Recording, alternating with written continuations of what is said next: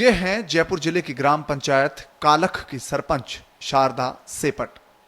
दो विषय में पोस्ट ग्रेजुएट होने के साथ साथ बीएड डिग्रीधारी भी है, लेकिन अब राजनीति की राह उन्होंने चुन ली है।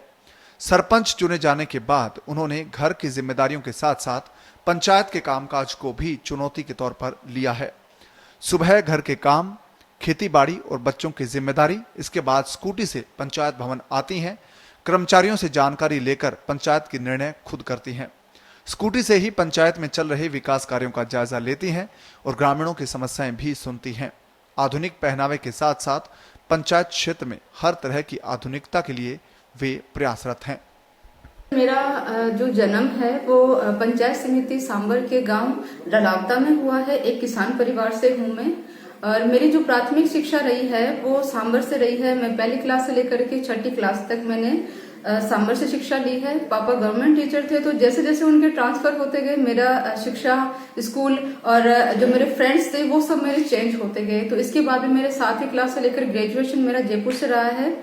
उसके बाद मैंने बीएड की डिग्री ली जो किशनगढ़ रेनवास से है। इसके बाद मेरी शादी हो गई। शादी के बाद में भी मैंने अपना जो पढ़ाई था इसको नहीं छोड़ा, और लकी रही इस क्षेत्र में कि जो परिवार थे वो मेरा एजुकेशन से रिलेटेड ही रहा, और उन्होंने मुझे हर जगह मेरा सहयोग किया कि मैं पढ़ाई से दूर ना हूँ। शादी के बाद मैंने 2 सब्जेक्ट में पीजी किया है सर, एजुकेशन और हिंदी से, और इसके बाद मैंने एमएड की डिग्री भी ली है सर। मेरा जो पीहर पक्ष का बैकग्राउंड रहा है वो सिर्फ एजुकेशन बेसिस पर था, वहाँ पॉलिटिकल जैसा कुछ नहीं था। बट मेरी शादी एक पॉलिटिकल बैकग्राउंड फैमिली में हुई, और यहाँ आकर के मैंने राजनीति को बहुत ही नजदीक से देखा कि पापा कैसे, जो मेरे पापा हैं वो सरपंच के पद पर रहे हुए हैं। पिछले 30-35 साल से वो अपनी सेवाएं इसमें दे रहे हैं। उनको जब मैंने लोगों की सेवा करते हुए और उनकी समस्याओं का समाधान करने के लिए इतना तत्पर देखा, तो मैं भी उनसे प्रोत्साहित हुई, और मुझे लगा कि हाँ, मुझे भी इस फील्ड में आकर के जो महिलाओं से संबंधित समस्याएं हैं उनके समाधान के लिए अपनी शिक्षा को इस क्षेत्र में लगाना चाहिए। मैं राजनीति में अपने पापा को ही अपना राजनीतिक गुरु मानती हूँ, क्योंकि उन्होंने एक अच्छी पोस्ट पर, एक प्रोफेसर की पोस्ट पर होते हुए उन्होंने अपने इस पद का त्याग करके राजनीति के क्षेत्र में आए लोगों की सेवा करने के लिए। इस क्षेत्र में भी मैं बहुत लकी रही हूँ कि मेरे को इतनी अच्छी सासू माँ मिली है कि जो मुझे बहू ना मानकर, बेटी भी नहीं मानती, वो मुझे अपने बेटे के बराबर मानती हैं और मुझे हर क्षेत्र में फ्रीडम देती है। चाहे आप मेरा ड्रेसिंग लुक भी देख सकते हो कि ग्रामीण क्षेत्र में रहकर भी मैं सूट वियर करती हूँ। तो ये सिर्फ और सिर्फ इसमें सबसे बड़ा हाथ मेरी फैमिली का है कि वो मुझे पूरा सपोर्ट करते हैं कि मैं अपनी लाइफ को अपने तरीके से जीऊँ। अगर बात करें समन्वय का, तो मैं सुबह 5 बजे उठती हूँ।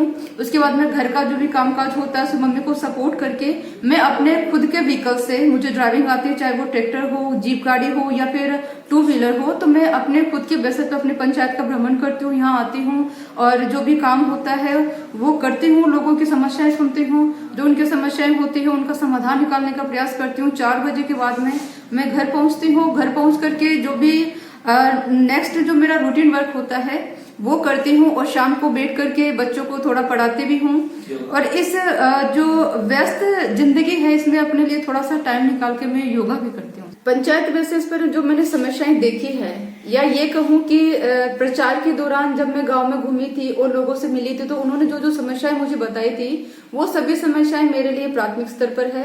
चाहे आप महिलाओं को ले लीजिए, युवाओं को ले लीजिए, विद्यार्थियों को ले लीजिए, तो सभी समस्याएं जो उनसे रिलेटेड है वो मेरे लिए प्राथमिक है। बात करें अगर पानी की, तो हमने लगभग 3.5 महीना हो गया है मुझे सरपंच पद पर बैठे हुए। तो हमने इन 3.5 महीने में 90% जो पानी से संबंधित समस्या है उसका सोल्यूशन हमने कर लिया है। कुछ एक ढानियां ऐसी हैं जहां पर पानी हम नहीं पहुंचा पाए हैं, तो हमारा आगे प्रयास यही है कि जितना जल्दी हो सके हम ये पानी की जो समस्या है उसका समाधान करवाएं।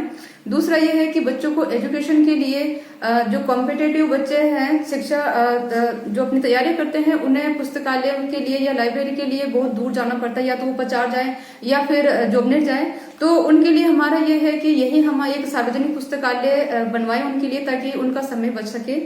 इसके अलावा जो वृद्ध लोग हैं वो सड़कों पे घूमते हैं सर, क्योंकि यहाँ सार्वजनिक पार्क की कोई व्यवस्था नहीं है।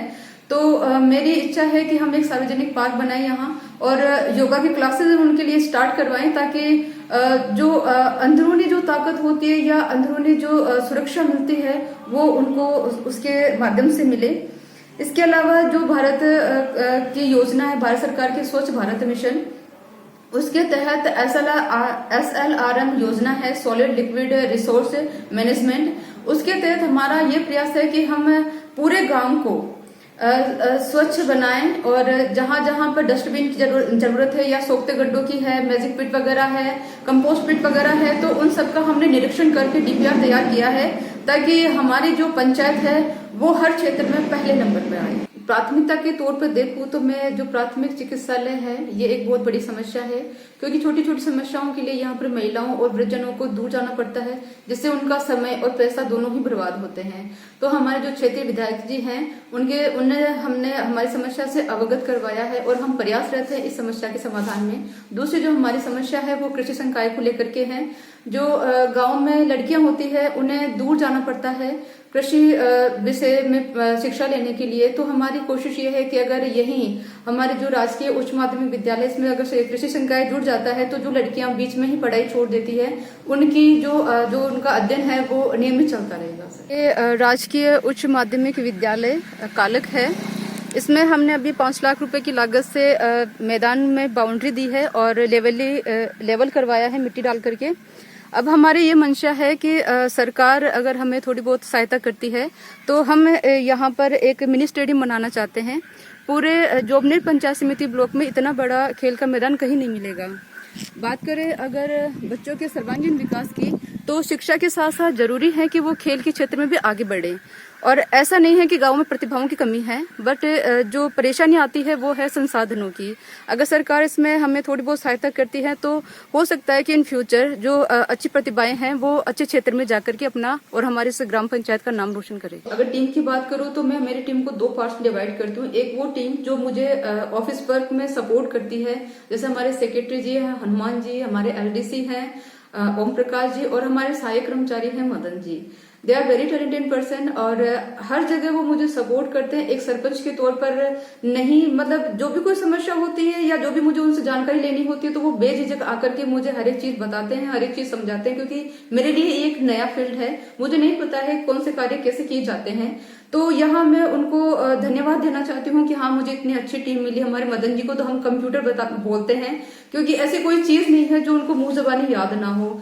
और दूसरे अगर टीम में लेती हूँ तो हमारे गांव की जो ग्राम पंचायत की जो जनता है वो है कि जहां विकास का नाम आता है वहां वो राजनीति को छोड़ करके सबके सब कंधे से कंधा मिला करके मेरे साथ खड़े होते हैं, चाहे वो वरिष्ठ जन हो, यहाँ की महिलाएं हो या फिर युवा हो। तो उन सबको भी बहुत बहुत धन्यवाद कि उन्होंने इतना सपोर्ट किया और हम सब प्रयासरत हैं कि हमारी पंचायत हर क्षेत्र में पहले नंबर पे आए। एक जमाना वो था जब महिला सरपंच घूंघट में पंचायत में आती थी और पंचायत में अपना कार्य निपटाती थी किसी पुरुष की मदद से, चाहे वो उनके ससुर हों, चाहे उनके पति हों या चाहे उनके पिता हों।